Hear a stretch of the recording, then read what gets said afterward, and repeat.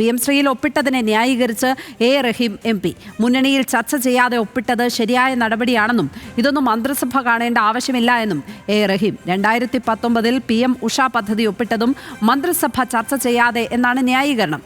ഇതെന്ത് സർക്കാരാണ് എന്ന് ബിനോയ് വിശ്വം പറഞ്ഞതിന് മറുപടി പറയണമെങ്കിൽ താനും മുന്നണി മര്യാദ ലംഘിക്കേണ്ടി വരുമെന്നും റഹീം തുറന്നടിച്ചു. 2023 ഹയർ എഡ്യൂക്കേഷൻ സെക്ടറിൽ PM ഉഷ നമ്മൾ ഒപ്പിട്ടു. 2020 തന്നെ നമ്മുടെ ഇതിൻ്റെ സമഗ്ര ശിക്ഷാ അഭിയാനെ ഇതിൻ്റെ ഭാഗമാക്കി. ഓരോ ഘട്ടങ്ങളിലും നടന്നു വരികയാണ്.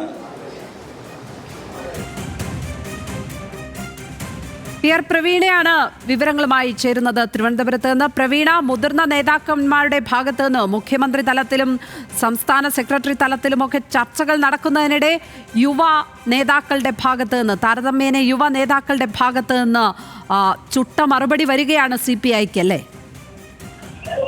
അതെ, കൃത്യമായിട്ടുള്ള മറുപടിയാണ്. അതായത് ഈ ഒരു വിഷയം ഒപ്പിടുന്നതിന് മുൻപ് മന്ത്രിസഭയിൽ ചർച്ച ചെയ്യേണ്ട കാര്യം ഉണ്ടായിരുന്നില്ല.